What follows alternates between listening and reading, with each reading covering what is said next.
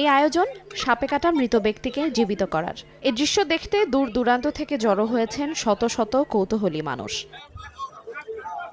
শুক্রবার রাতে মাছ ধরতে যাওয়ার সময় পথে সাইফুলের বাঁ পায়ে সাপে ছোবল দেয়। পরে সাপটিকে সঙ্গে সঙ্গে ট্যাঁটা দিয়ে মেরে ফেলে মৃত সাপটি সহ বাড়ি ফিরে স্বজন এবং এলাকাবাসীকে ঘটনাটি জানান সাইফুল। প্রথমে তাকে স্থানীয় এক কবিরাজের কাছে নেওয়া হয়, তাতেও কোনো কাজ না হলে ঝাড়ফুঁক শেষে কবিরাজের বাড়ি থেকে রাতেই তাকে টাঙ্গাইলের মির্জাপুরের কুমুদিনী হাসপাতালে নেওয়া হয়। সেখানেই চিকিৎসাধীন অবস্থায় মৃত্যু হয় তার।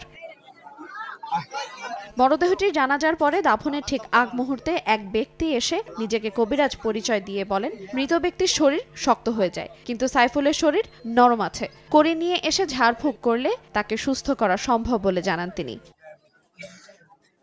কবিরাজ আরও বলেন, এই চিকিৎসার জন্য যে কড়ির প্রয়োজন তা সাভারে পাওয়া যেতে পারে, এই জন্য কমপক্ষে 15,000 টাকা লাগবে।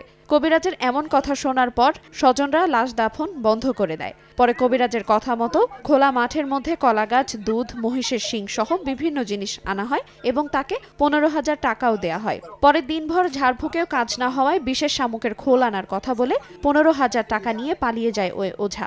দীর্ঘ সময় অপেক্ষার পর ওঝা আর ফিরে না আসায় মধ্যরাতে মৃত যুবককে দাফন করা হয়। নগদের কাছে সব গ্রাহকই প্রিয়, তাই তো সারা দেশে ক্যাশ আউট চার্জ সবচেয়ে কম।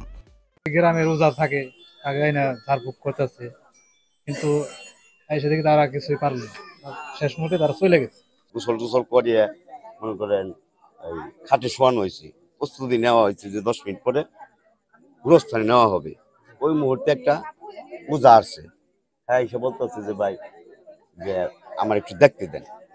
দেখতে দেওয়া হয়েছে, সে দেখার পরে আমার 2 ঘন্টা সময় দেন, জানাজার ডেটটা ঘুরিয়ে দেন। বুঝতে পারছেন, জানাজার ডেটটা ঘুরিয়ে দেন।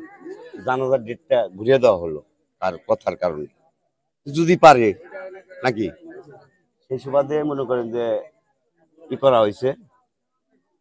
পরে সে বলছে যে ইয়াই লাগবো ওয়াই লাগবো, মানে তার কিছু ব্যক্তিগত আছে না, মানে চিকিৎসা করতে যা লাগে তার সেটা হ্যাঁ নিজে জানে।